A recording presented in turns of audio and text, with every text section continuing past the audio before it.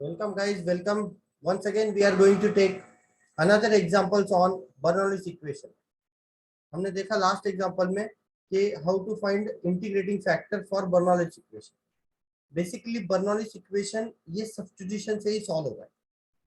तो I have already told you difference की equal to में y की टर्म अगर होती है तो वो बर्नौलीज का इक्वेशन. लेकिन one more example in front of us कि यहाँ पे इक्वल टू में कोई y की टर्म्स नहीं. लेकिन अगर आप देखा जाए तो सेक्स स्क्वायर y को जब हम डिवाइडेड ऑन बोथ साइड कहेंगे तो अल्टीमेटली RHS में सेक्स स्क्वायर y की टर्म आ जाएगी. That means what? It is nothing but a Bernoulli equation. But in this case, what will happen? Until and unless we are not going to make the coefficient of dy by dx 1, we cannot compare p and q. जैसे कि IF find करने के लिए हमें p की जरूरत है. We need a p. और हम p कब तक हम p को कंपेयर नहीं कर सकते जब तक dy by dx का कोएफिशिएंट 1 नहीं होता. तो हमारा फर्स्ट एम होगा, our target is to make the coefficient of dy by dx 1. तो उसे 1 करने के लिए in your mind you can thought about that कि यू कैन थॉट दैट कि सर हम डिवाइड कर लेंगे सेक्स स्क्वायर y को. Not like that, you can not do like that. If you divide that ultimately यहाँ पे आ जाएगा. सो यहाँ पे फिर डिवाइड नहीं कर सकते, कैंसलेशन नहीं हो सकता. तो यहाँ पे हमने ऑलरेडी देखा कि सब्स्टिट्यूशन अगर आप कर सकते हो सक्सेसफुली तो हम कोई भी लीनियर इक्वेशन में इसे रिड्यूस कर पाएंगे. For example, what is substitution?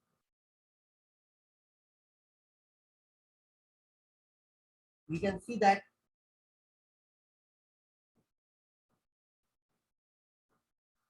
कि हम सब्स्टिट्यूशन मेथड से इस इक्वेशन को लीनियर बनाने का ट्राई करें. सो लेट कंसीडर दैट कि मान लिया कि लेट tan y को मैंने हमेशा कहा है कि x में जो भी इक्वल टू में मल्टीपल होगा y के टर्म्स वाला, वो सारे y के टर्म वाले को हमने z consider. So let z equal to tan y. और अगर हमने z का डिफरेंशिएशन लिया x के साथ, it will be dz by dx. But अगर हमने y का डिफरेंशिएशन लिया तो it will be sex square y and composite जो y का डिफरेंशिएशन होता है dy by dx. Composite y का tan y का differentiation, what is the derivative of tan y? Sex square y. और y का कंपोजिट डिफरेंशिएशन होता है dy by dx. तो देखो हमारे पास already starting of the LHS term ये ऑलरेडी है हमारे पास. इसका सब्स्टिट्यूशन हमें एज इट इज मिल गया dz by dx. ये बहुत इंपॉर्टेंट, बहुत important. So once we put all the substitution here, we will get what we will get. You just see that अगर हमने substitution carried out कर दी, then now we can write dz by dx instead of sec square y dy by dx हम क्या लिख सकते हैं? dz by dx is equal to x plus x into z, क्योंकि हमने tan y को z, and is equal to x cube. Now this is a linear equation in terms of z. जैसे कि आपको सभी को पता है कि सर लीनियर इक्वेशन तो ये होता है ना, dy by dx plus py is equal to q. सही है, ये z के टर्म्स का लीनियर इक्वेशन. y को भूल जाओ आप, z के टर्म्स का लीनियर इक्वेशन.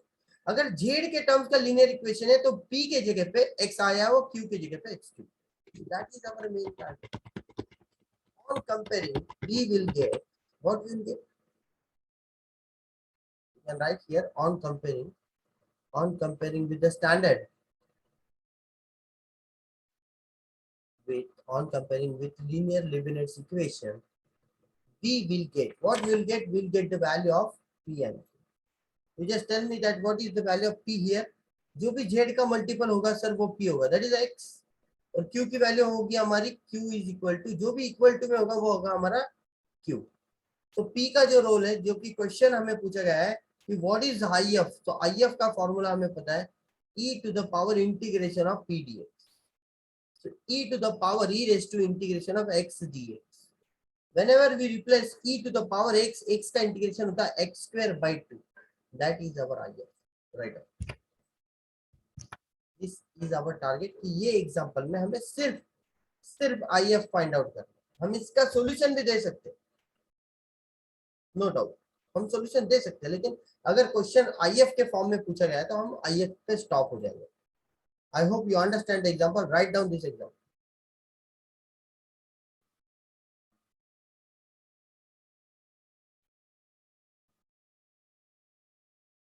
तो यू सी दैट कि अगर हमने रीराइटिंग किया इस इक्वेशन को तो प्रॉपर्ली आप देख सकते हो कि इस y की टर्म्स को LHS में होना चाहिए, हमने उठा के LHS में ला दिया।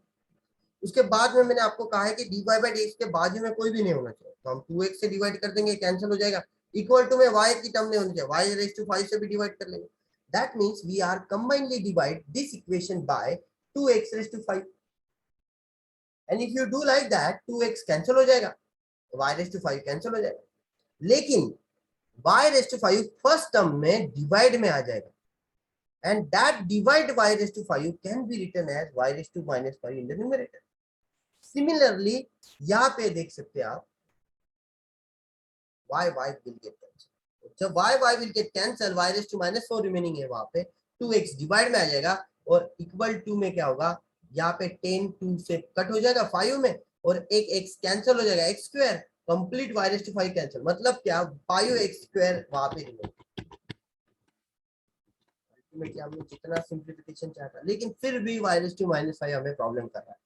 डोंट वरी, हर एग्जांपल में हमने देखा बर्नौली सब्स्टिट्यूशन के सिवाय सॉल्व नहीं होगा, यहाँ पे हमें सब्स्टिट्यूशन करना है। और कहाँ पे सब्स्टिट्यूशन करेंगे हम, हमेशा एक ही टर्म है मिडल वाली टर्म, y वाली टर्म, तो y वाली टर्म कौन सी है, y raised to minus 4, इसे मान लेते हैं z, इसका डेरिवेटिव लेते हैं -4, नीचे आ जाएगा, इसका पावर 1 से कम होगा, y raised to minus 5, -4 -5 क्या होगा, -4, -4 -1 क्या होगा, -5।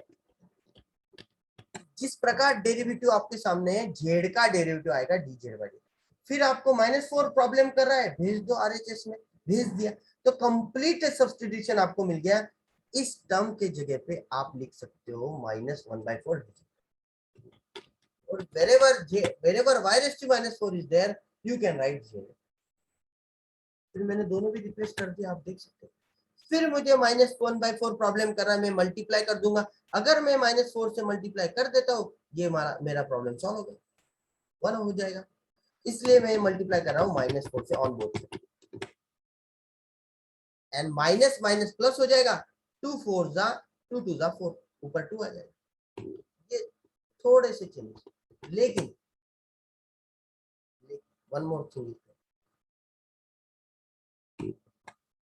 यहाँ पे जब हम -4 से मल्टीप्लाई करेंगे तो सबसे इंपॉर्टेंट बात है कि सर हमें यहाँ पे dz बाई dx का कोएफिशिएंट 1 मिल जाएगा। जैसे भी कोएफिशिएंट 1 मिल जाएगा हमें, हम कंपैरिजन के लिए रेडी है। किसके साथ कंपेयर करना है हमें, हमें स्टैंडर्ड इक्वेशन के साथ। अभी देखते हैं, plus 2/x into Z as is equal to -4 into 5 -20x square, that's it. अभी ये स्टैंडर्ड लीनियर इक्वेशन है, हम ऑन कंपेयरिंग स्टेटमेंट यूज करेंगे। On comparing we will get the value of p। कौन बताएगा p क्या होगा, सर z का मल्टीपल p होगा, इक्वल टू में जो भी है वो q होगा। On comparing with the standard form, standard form में आपको फिर से लिख देता हूँ, don't worry about standard form क्या होता है। देखो dz, z के टर्म्स में dz by dx plus pz q। अभी आप बता सकते हो कि z का मल्टीपल p है, p का वैल्यू सर दिख रहा है 2/x और q का वैल्यू होगा -20x square. So we need a p for IF, not q for IF। One more time, IF find करने के लिए हमें p का यूज होता है, तो IF का एक बार फॉर्मूला रिमाइंड कर लेते हैं। नंबर ऑफ एग्जांपल हमने देखा कि लास्ट 5-7 एग्जांपल्स में हर एग्जांपल में IF का फॉर्मूला होता है e to the power p dx। तो जब हम p का वैल्यू रिप्लेस कर देंगे यहाँ पे 2/x dx, 2 तो कांस्टेंट है सर, सही है, 2 तो कांस्टेंट है, 2 को बाहर निकालो, तो इंटीग्रेशन किसका लेना है, 1/x का, सर log x, 1/x का इंटीग्रेशन हमने 100 टाइम देखा, 1/x का इंटीग्रेशन log x, 1/x का इंटीग्रेशन log x। फिर इंटीग्रेशन सॉल्व हो गया, अभी 2 को भेज देते x के पावर में, तो IF is equal to e raise to log x square. सभी को पता है e log 1 है, x square is the final answer. You take the screenshot, you have to write down in your notebook. I hope you understand this is another formula to find IF. And this is the end of the Bernoulli equation also. Okay, thank you guys. Thank you.